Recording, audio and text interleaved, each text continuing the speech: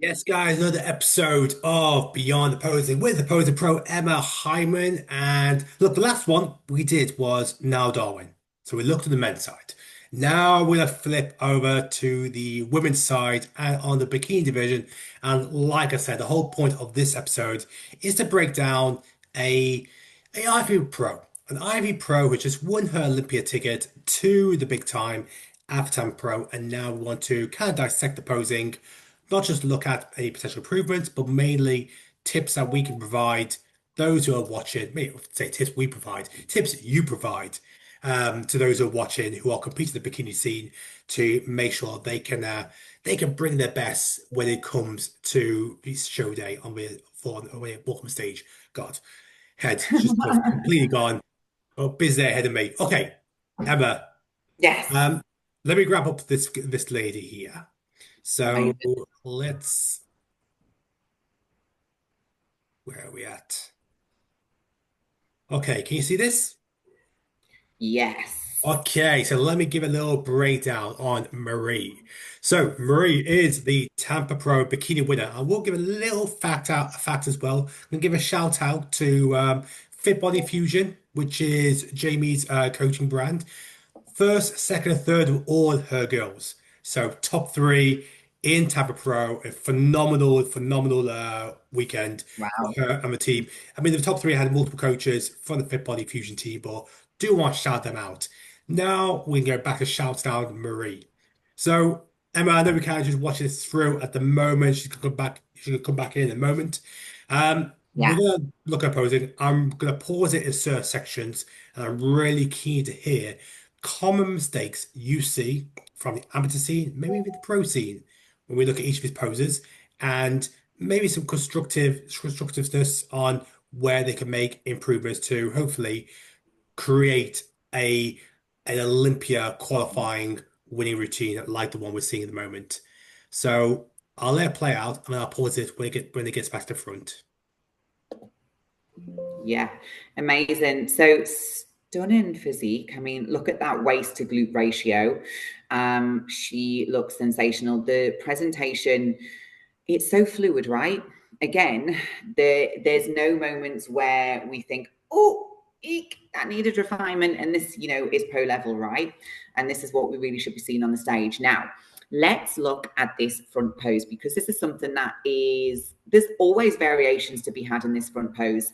And that's because we're all built differently, okay? If someone for this division, we know what is the criteria. The criteria is glutes. The criteria is small waist. The criteria is a little bit of shoulder cap with a nice bit of taper. We want hamstring to glute tie in as well. Now, do we want to see heaps of quad development? No. Do we want to see heaps of condition throughout the whole frame? No. Do we want that glow, that well-being look on this type of division and physique? Yes, we absolutely do. So I want to bring your attention to Marie's foot position on her front leg. So that is her right leg, which is toe is pointing towards us. We can see the toes really turned out. Now, I would hazard a guess that this is because there is a level of quad development or quad sweep that is not in line with this criteria. This is what we would typically do to take away some size from the quad. So if we were to turn the foot flat to the side and the athlete had a lot of quad sweep, we don't want to see that because we actually want the glute to be more dominant in this front pose, and we also want to see a bit of hamstring as well. So this is something where athletes may need to just play around with that foot positioning to ensure that the glute is the most dominant and that the quad isn't over developed compared to the hamstrings as well. So it's quite hard to do this and actually get the rotation through the waist as well. So if you haven't got heaps of mobility through the waist, you're going to struggle with this position. The waist looks tiny, and that's what we really want to see. And Marie is really working through her thoracic rotation. So this is what we need to have that mobility to be able to rotate around to the front. Because what we want to do, Silky, we know we don't want these shoulders facing the side, right? We want these shoulders to open up around the front. You've got to square your shoulders towards the judges because it gives us what have we spoke about before? That upside down triangle shape. It's the same principle to what we would apply to the other divisions. It's just on a slightly different scale. We want to see shoulder cap, but we don't want the shoulder to be outside of the glute. So Yeah. what I would typically do is when I am giving feedback to my NPC bikini athletes on my app, I draw a line from the shoulder to the glute, and that shoulder, if this is the line, the glute should be here on the outside, and the shoulder should almost it's not going to be in line with the hip bone, but we want to make sure that it definitely does not go beyond the glute, and that's super important in this division. This is where we separate the criteria between bikini and figure. Figure, open up the lat, show us the shoulder cap, show us the volume, the density. Bikini, pull that shoulder in just a touch. What I recommend for athletes that are they are like developed, because let's be honest, the bikini girls do have a good amount of muscle. It's just how they're putting this muscle together. And in the upper body, what I always recommend is, if you're someone that does have nice lat development, in order to stop the lat going out beyond the glute, squeeze the shoulder on top of the lat. So you're almost pushing the shoulder in and you're pushing the lat out at the same time. Gives you that shoulder cap on that front arm. Yeah, I'm looking at this as well and going back at some of the girls we looked at. I mean, for example, we spoke about one of the girls last week who won a pro card in the bikini, and we felt our lower half was very much near bordering wellness. Yeah, And of course, posing wide had to kind of just perfect, not showcasing too much quad.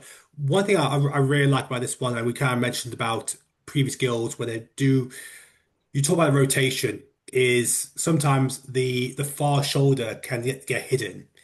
And what you point out straight away is the emphasis in her rotation to ensure that we are getting maximum visualization on everything. And as you pointed out, it's that upside down triangle. it is absolutely.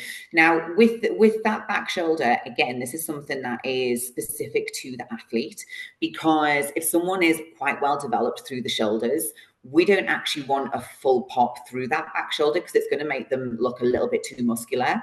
But do we want to be able to see this back shoulder? Absolutely, because like you just said, Suki, it finishes off the edges of the top line, and it finishes off that taper down through the waist as well. So it's super important that we don't lose this shoulder, we don't flatten it out completely. And just looking at Marie in this particular pose, and I'll see this more as she works through her routine. She's quite full in her muscle bellies, right? The glutes are full, the shoulders are quite full and round. So this is a physique that can pose quite softly, but still have the fullness and the roundness where she needs it. Excellent. Okay. What I'm going to do, I'm going to try and pause during one of the transitions. Yes, beautiful transition. Here we go. So a similar let me just pause a little bit longer. There we go. Because the reason I'm pausing this is this is the transition we normally see from front to rear. Just talk to me about what we're seeing here. Yeah, so this is our glute shot. It gets us from the T pose to the back pose. And the T pose is obviously our transitional pose as well. It is so super important in this position. What I see a lot of girls doing is really spinning the glutes around to the front. And I call it a full moon. I'm like, I don't want to see a full moon. I want to see like a quarter moon. Because what we want to do in this glute shot is we want to see the profile of the glutes. Now, look at the back glute. We just see the fullness and the roundness of it. We don't need Yeah. to see all of the glutes. We just need to see side profile with the volume of the back one, which is going to just make those glutes look more prominent, going to make the waist look smaller, and it's going to give us that perfect bikini dynamic. Okay, let me now go to the rear. Okay. Yeah. Really nice. So now I can confirm we've got good shoulder fullness. Yeah. So the shoulders are nice and full, means she can pose really softly. The only thing I would maybe do, and this is the only correction I've seen so far, is maybe just take the arms down a little bit lower, just to give a little bit more length through the waist, possibly.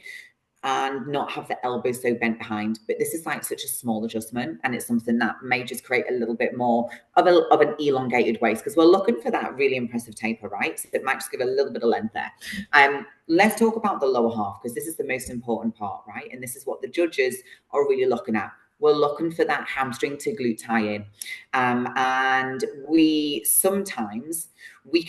can see here that Marie isn't overly arching through the lower back. Now, we definitely need an arch, but sometimes when you do completely overarch through the lower back, you will potentially flatten off the highest part of the glute, and we don't want to do that. We really want to have like a full roundness right from the top of the glute and then down into the taper as well.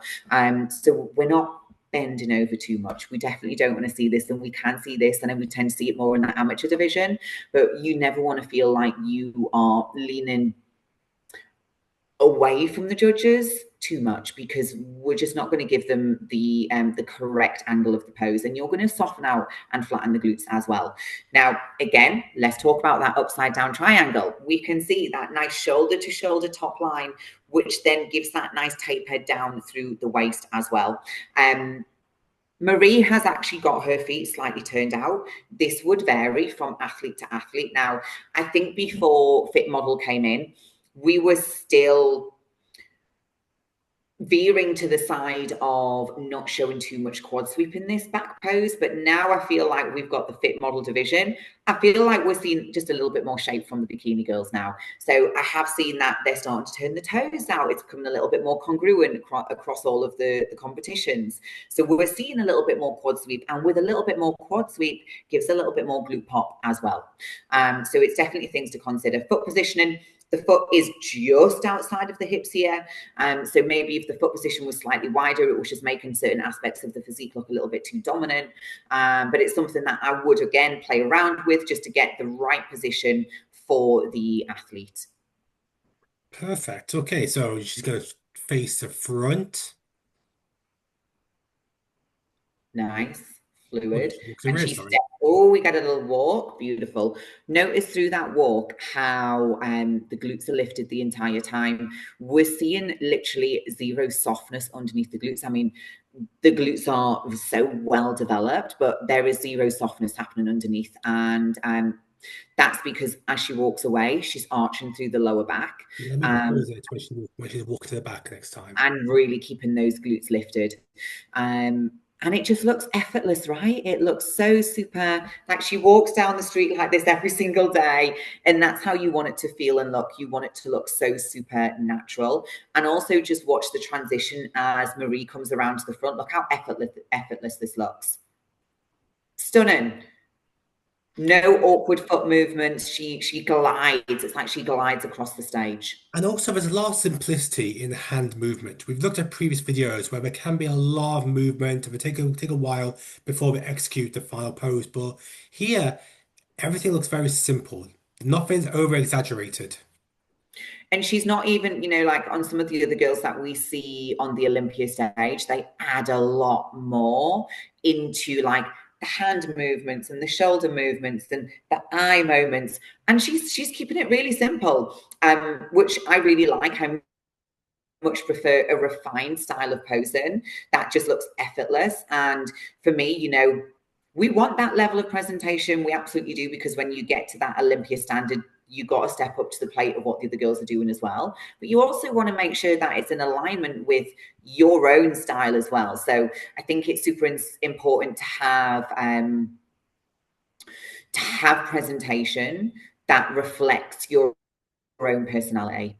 And I guess what you mentioned there was that we talk about simplicity, and on Olympia stage, you may see a lot more when it comes to eye contact or the the transition Moment, between a post yeah, and another. But I guess with that, that then comes, step by step. Maybe, we don't want to see people jump from one step and try to get all the way to the 10th step, miss all the other ones where it's just gradually build the confidence or get yeah, the basics right before adding those extra little touches. So maybe obviously what the point you're making there is that for people to not aim to try and achieve what Laura Lee or Ashley Colwatts is doing, having they've done 50, 60 odd shows to get to that position is it's a gradual process, which is, as a posing coach yourself, it's always continual Yeah, improvements to get to a yeah. certain level.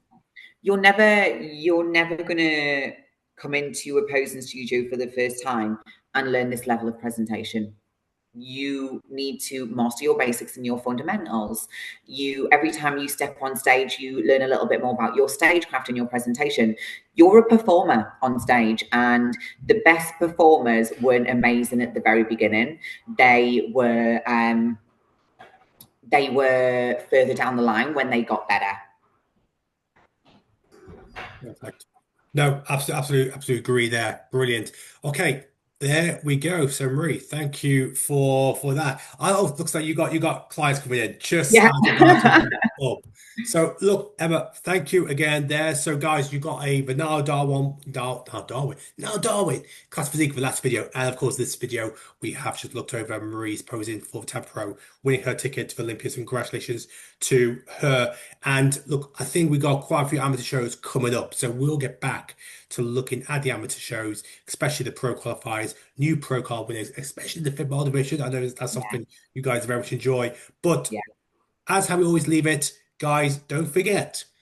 If you want to get in contact with Emma, check out the bio. You got the app. You know where she's located. Have you got any UK workshops coming up? yes. So at the end of August, we've got our second stage coaching experience of the year. So the mastery experience, making sure you step onto that stage environment before you actually do the show. So that's going to be at the end of August, the 31st in Leeds, where we build out a full stage. You've got studio sessions, you've got on stage stagecraft and presentation with myself. So it is the event that if you are serious about getting the placing you deserve on stage and you need to really up your stagecraft and presentation, it's the event you do not want to miss. So we still got some tickets left at our third tier price, and then once they're sold out, it will be full price at £99. But at the moment, it's at the £89 mark. Perfect time of the second half of the season, which is always very busy with shows all over the world, amateur pro shows. So yeah, definitely want to get involved in it. I will drop some details via the BTS page, but of course I'll include the link in the bio guide, so do check it out. There's plenty of videos to get a better idea about what it entails. Otherwise, definitely reach out to Emma if you have any questions. Emma, thank you. I'll let you go to your client. Thank you so much. Take care. Bye.